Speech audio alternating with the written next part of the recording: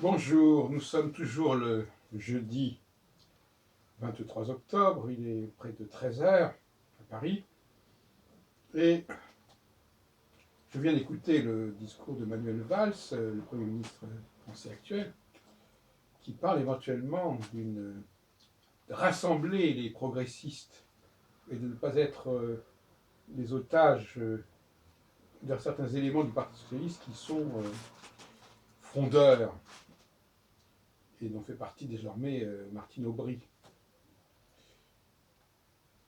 C'est une façon, disons, de gouverner au centre, en quelque sorte, et de gouverner par-delà les fractures partisanes.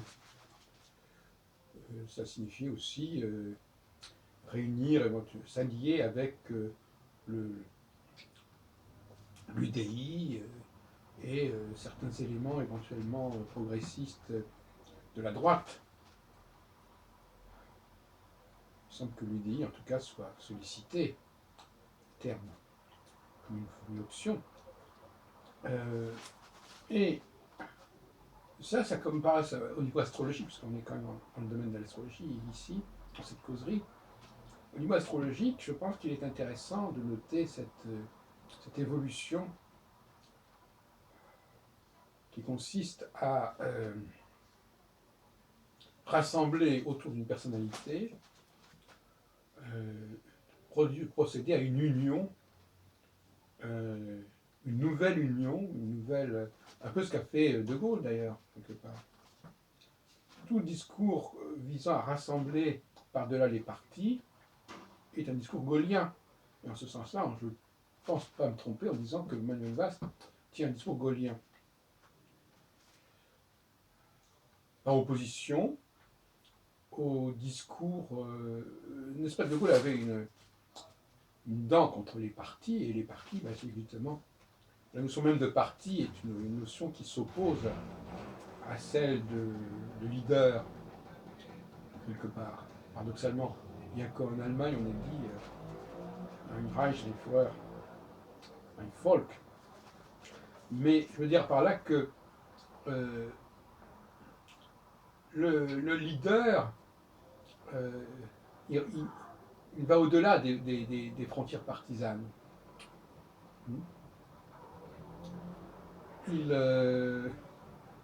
Et inversement, les partis sont une sorte de substitut au leadership. C'est-à-dire que c'est une solution de remplacement. L'organisation, le côté godillot des partis, tout cela relève de la disjonction. Pourquoi ? Parce que, et je n'ai peut-être pas assez insisté par le passé là-dessus, le rôle du parti, et le rôle de tout groupe d'ailleurs, c'est d'arriver à une sorte d'unité par une discipline de fer qui fasse pendant à l'unité du leader qui lui-même n'a qu'à se mettre d'accord avec lui-même. Ce qui n'est déjà pas si facile que cela. Donc c'est ce que j'appellerais la solution sociale, l'unité sociale pour remplacer l'unité personnelle. Et donc cette alternance. Et actuellement, les partis sont en souffrance, comment qu'on puisse dire, et c'est normal que se pointent, s'élèvent, se manifestent des personnages comme Sarkozy, comme Valls, qui, chacun à sa façon, entendent réunir autour d'eux, de leur projet, de leur personne, des gens par-delà, à la limite, par-delà les partis politiques. C'est-à-dire peut-être une erreur de la part de Sarkozy d'avoir brigué la présidence qui va bientôt se jouer de l'UMP, parce que ça l'enferme justement dans une démarche partisane, même si du fait d'un certain nombre d'ambiguïtés, ça n'est pas aussi clair que ça, mais se trouver au-dessus des partis, c'est une bonne politique que semble avoir adoptée dans son discours Manuel Valls, qui me paraît tout à fait en phase avec le processus cyclique actuel, qui favorise justement la préférence pour un personnage central, unifiant, que pour une organisation. Une organisation, quelle qu'elle soit. Le mot organisation veut bien dire ce qu'il veut dire, c'est-à-dire on copie l'organisme humain d'une personne pour créer une organisation qui regroupera plusieurs personnes. D'ailleurs, on dit souvent qu'un groupe marche comme un seul homme. Ça veut tout dire. Donc la notion d'union, quand il s'agit d'une union autour d'un chef, c'est une chose. Quand il s'agit d'une union au sein d'un parti, c'est tout à fait autre chose. Ce n'est pas la même unité.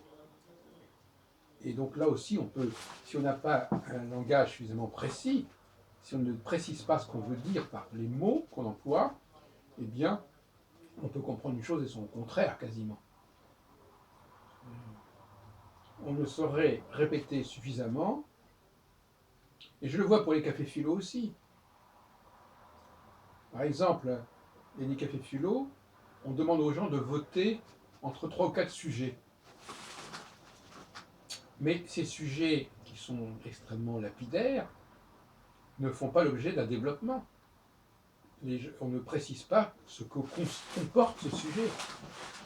Alors on nous dit, ah oui, mais quand le sujet sera voté, on expliquera de quoi il s'agit. C'est une plaisanterie.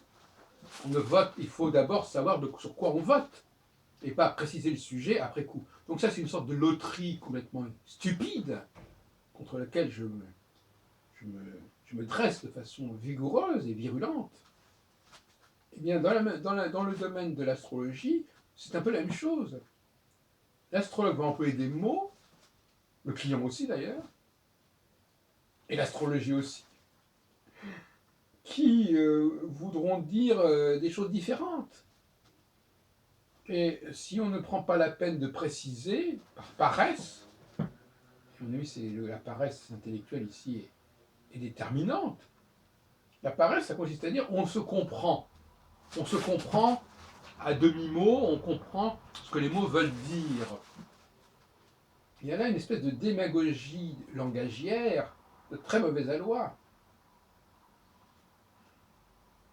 L'astrologie ne peut être crédible que si elle prend la peine de préciser ce qu'elle entend quand elle emploie tel et tel mot, et dans quel contexte, et dans quel modèle, selon quel pattern, selon quel processus elle l'emploie.